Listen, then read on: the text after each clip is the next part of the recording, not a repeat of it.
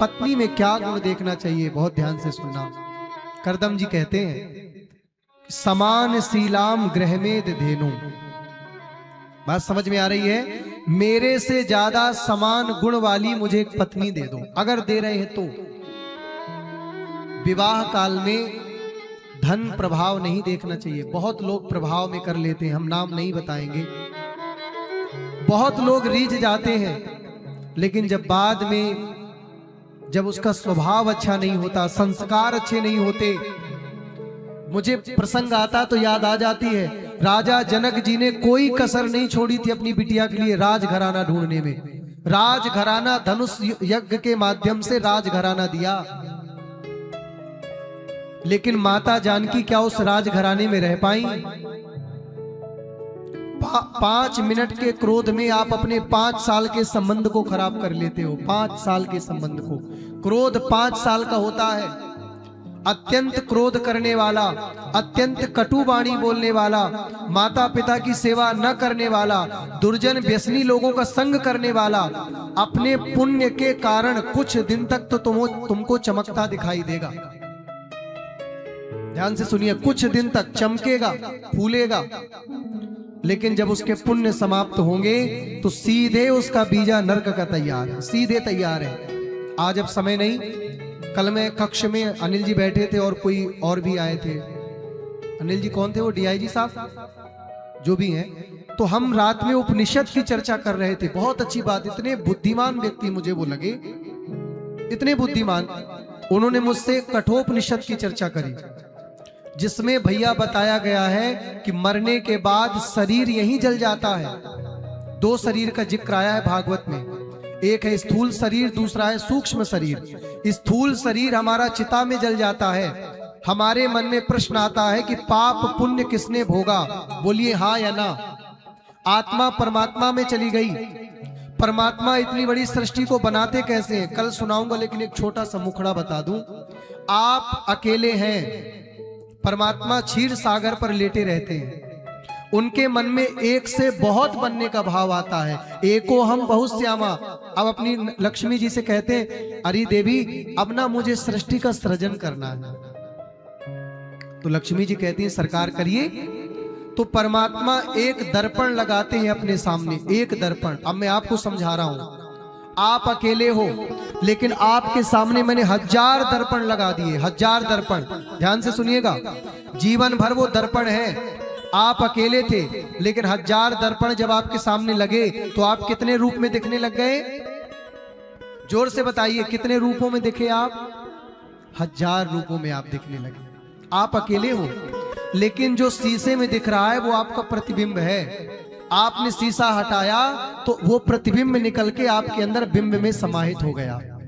इसी प्रकार ईश्वर अंश जीव अविनाशी, बहुत कृपा करके परमात्मा एक बार मनुष्य का देह देता है, मनुष्य का देह। और पूर्व जन्म में हमारे बहुत पुण्य इकट्ठे हो जाते हैं, तो इसी का परिणाम है कि हम यहाँ आके बहुत जल्दी मालामाल हो जाते हैं। हमारा नहीं है। एक रिक्शा चलाने वाला कितनी मेहनत करता है, एक मजदूरी करने वाला, क्या आप हम उनसे ज्यादा मेहनत करते हैं? और जो भी आज बड़ा बना है उसने पहले बहुत मेहनत की होगी, अगर उसका प्रारब्ध नहीं रहा। ध्यान से सुनिएगा, आपके जीवन में प्रयास लिखा है 1 किलो और आप प्रयास करते हो 10 किलो, तो आपको आने वाले समय में 10 किलो जैसा ही मिलेगा।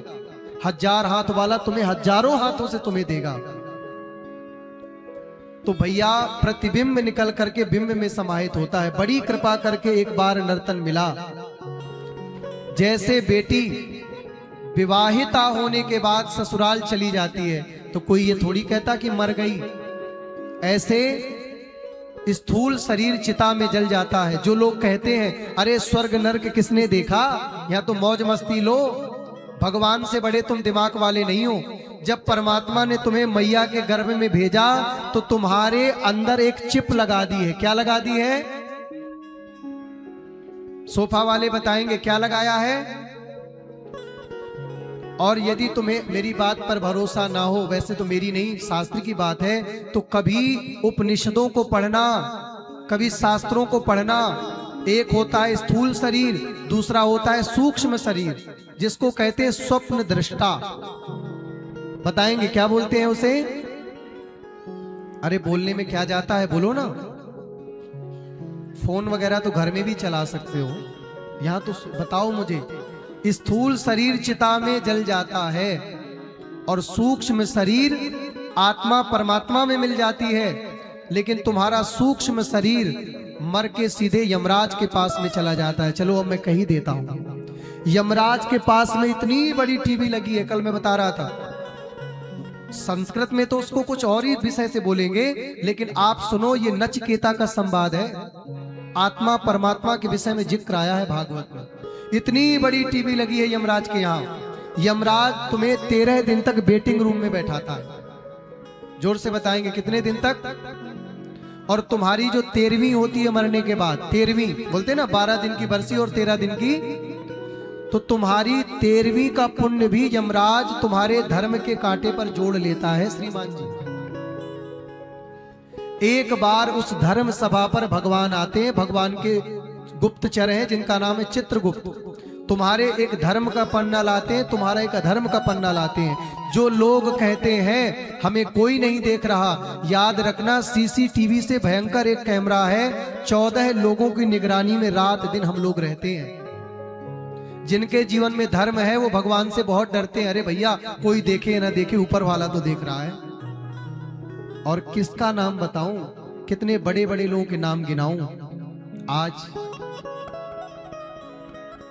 डंडा काल को पड़े गो, छोड़ दे गठरिया बंदे पाप की। डंडा काल को पड़े गो, छोड़ दे गठरिया अपने पाप की। 14 दिन बाद यमराज वो डंडा निकालते हैं, केवल दिखाते हैं।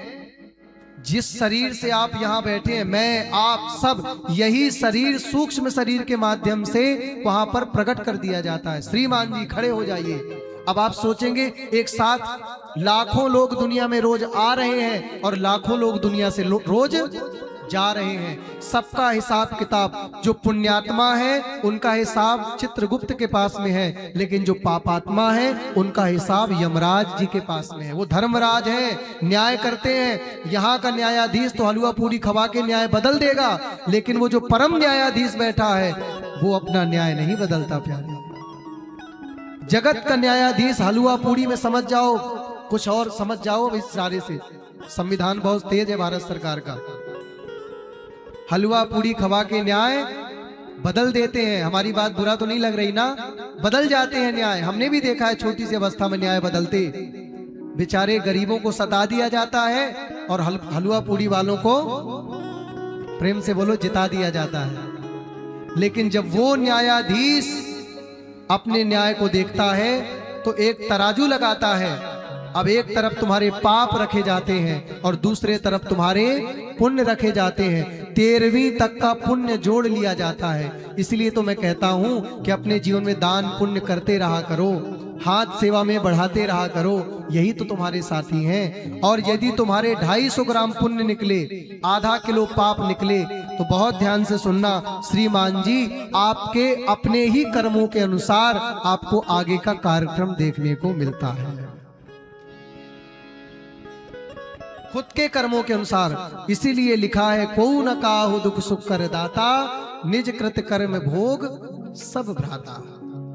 इसलिए भैया, आत्मा परमात्मा के संबंध में जो कहते हैं, किसने देखा, मौज ले लो, मस्ती ले लो, बस फर्क इतना है, एक बार जो जाता है वो आ नहीं पाता। बाकी हमें तुम्हें ऐसे ही प्रकट होना है। भगवान एक बार पलक झपक दे तो पूरी दुनिया बन जाती है, और एक बार थोड़ा सा भ्रकुटी का भेदन कर दे तो पूरा विनाश हो जाता है, और थोड़ा सा मुस्कुरा दे तो पालन हो जाता है। तो एक ही साथ तुम्हारे सारे अच्छे बुरे कर्मों को गिना देंगे। और अगर तुम ऐसे ही कथा सुनोगे ना तो सीधे बैकुंठ में तुम्हें ठाकुर जी लेने आएंगे। लेकिन कथा सुनने के बाद तुम वो काम मत करना जो तुम्हें अपने लिए अच्छा ना लगे। तुम वो क्रिया मत करना जो तुम्हें खुद के लिए अच्छी ना लगती हो। जैसे तुम्हें अपने बेटे का दर्द नजर आता ना, वैसे दूसरे के बेटे के दर्द को समझो। जैसे तुम्हारी माँ वैसे सबकी माँ। कथा ये नहीं सिखाती कि 3 घंटा मूड़ी हिला देना और चले जाना। कथा सुनने के बाद बंधुओं आपका परिवर्तन होना बहुत जरूरी।